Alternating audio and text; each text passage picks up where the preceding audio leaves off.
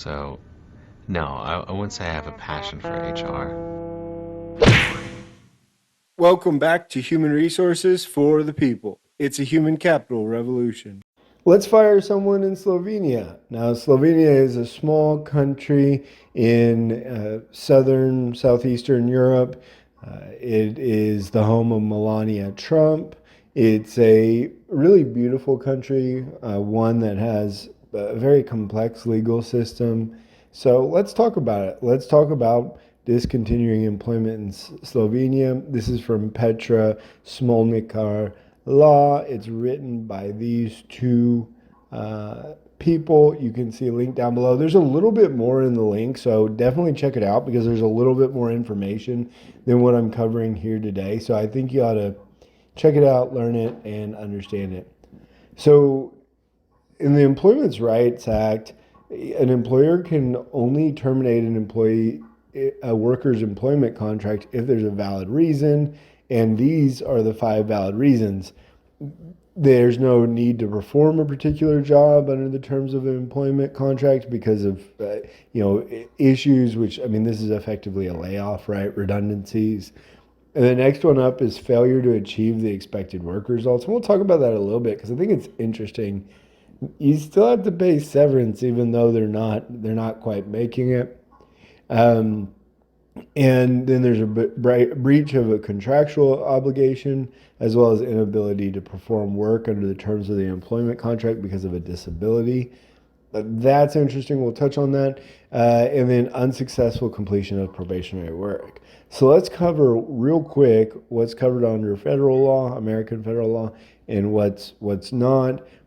The question with respect to disability is pretty interesting. The ADA, the Americans with Disabilities Act, reigns supreme in the United States, and I would like to know more about this because, again, American disability rights are some of the best in the world, and that's pretty interesting. What I also find interesting on this is, so the United States, effectively, you can terminate someone for any reason, including whether or not their shoes are blue and you prefer red shoes.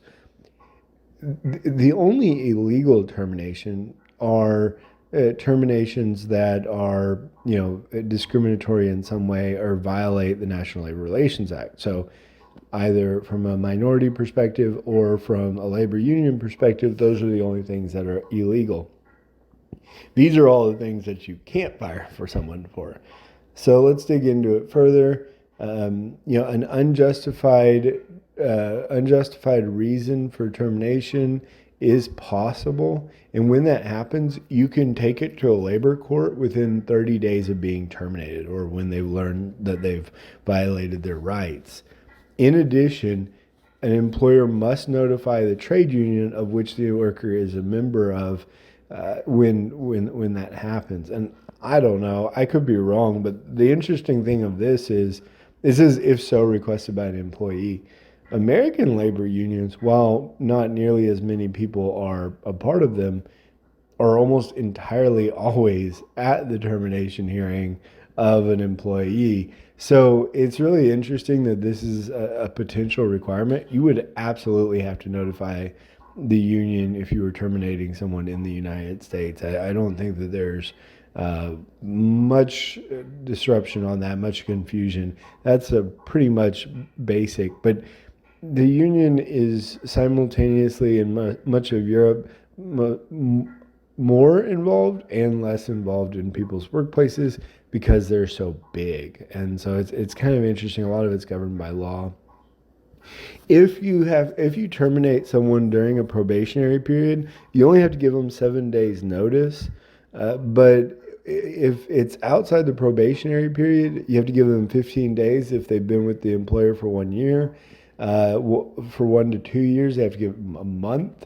If you do 2 years with the employer or more, then 30 days, and then more than 25 days, 25 years of employment with the employer, 80 days. Now, I believe, and someone can jump in the comments down below, but I believe these days are more about payment rather than days. And so what I mean by that is, for example, if you were hit by COVID and you had to lay everyone off, you could immediately terminate someone with less than 80 days. However, you would need to pay them the remainder of that time frame if you didn't. I believe that's the case. That's the case with a lot of these notices. That it's really not a 15-day notice. You're not just, hey, you're fired, but you can hang out here for 2 weeks.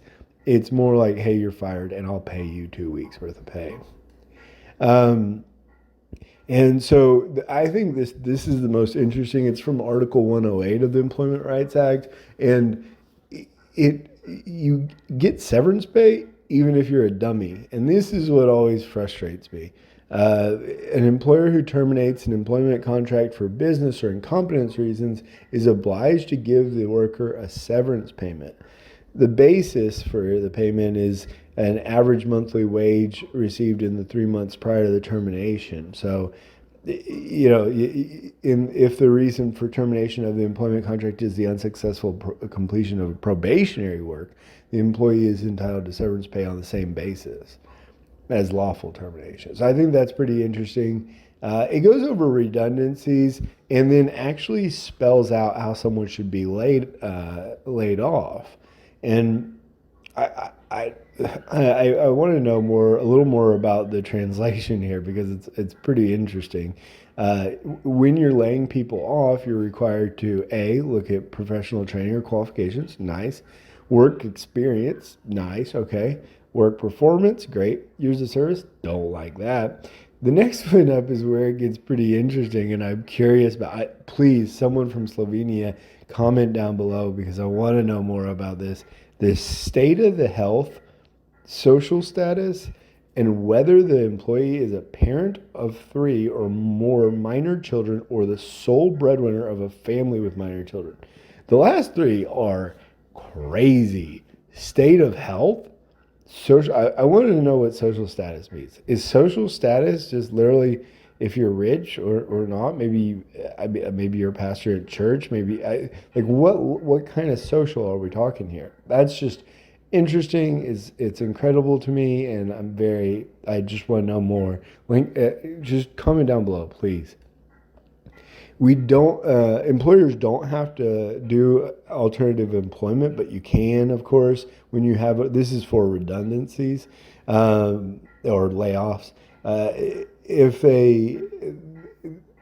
the employer terminates an employment contract for a business or incapability reasons, and at the same time offers the workers the option to conclude a new employment contract and the worker accepts the offer, you have to give 15 days. I think that's really interesting.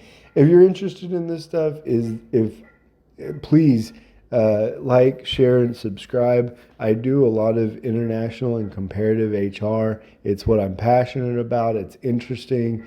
I'll leave a link down below, and I'll see you on the next video. Bye, guys.